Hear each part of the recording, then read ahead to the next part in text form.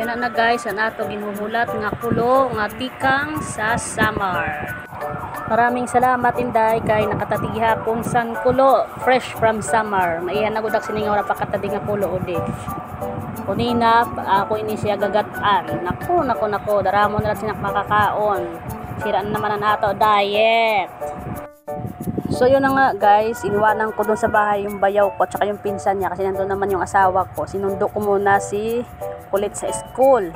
After nga namin galing sa school, dumiretso na kami ng Divisoria doon sa Tabora kasi bumili kami ng costume sa pang United Nations. Nahirapan kami maghanap ng costume nila. After nga namin makahanap, ayan, nagyaya sa Timapit dito na mag-Jollibee. At dahil nga wala tayong budget guys nang magaya sa Timapit, sige gora, chatot lang. Yan, salamat ka pala Timapit sa libre mong pa-Jollibee dyan. So yan nga guys, nakauwi na kami sa bahay. Yan na, gisulot na ni Kulit ang kanya costume. Kadarako sang kanya kalo. Yung costume kasi guys na nabili ko sa kanya is walang kasamang sombrero. Kaya yan, naghanap ak sombrero, dako-dakuak na ikulwan. Pero sige na kay, wala talaga kami makita. Ang papasuin na sa Divisoria. Yan na guys, nagpa-practice na siya sang kanya lalataon. Nag-Chinese na siya, nagnihaw-nihaw daw. Yan na, kulo. Salamat inday sa kulo. Gagataan ko to siya mamaya.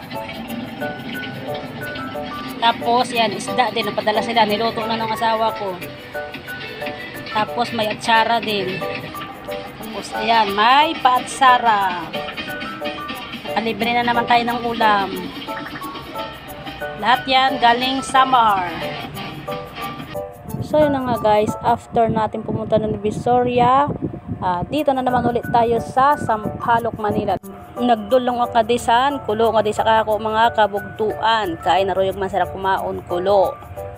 Ngan pagdatong ko nga ri guys, yan na mga busy and mga person kay mayaon sila gin re-reband. Ayan, Amanda, hi ka na naman dyan Amanda. Busy ka. At ito na nga naman to si Panda, naglalambing na naman. Tingnan nyo guys, di ko alam kung ano nangyari sa balat niya. Gindutol yata ini Panda.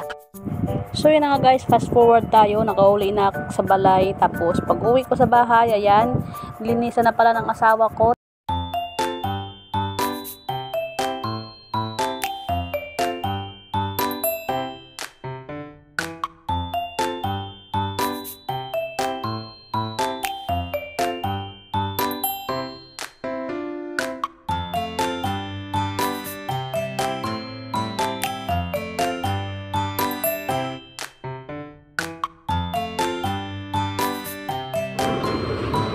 Nato kulo kahumot niya butang ang tatang lado yan tapos sibuyas pero ni na ibutang nato at ato kata nga muna nga piga tapos timplang ta otro. Ayan, medyo patutuyok-tuyuin natin yan siya. Lasaw ka kailan mo naman ang gata ng Manila, lasaw. Ayan na guys, iki na maluto. Hoy.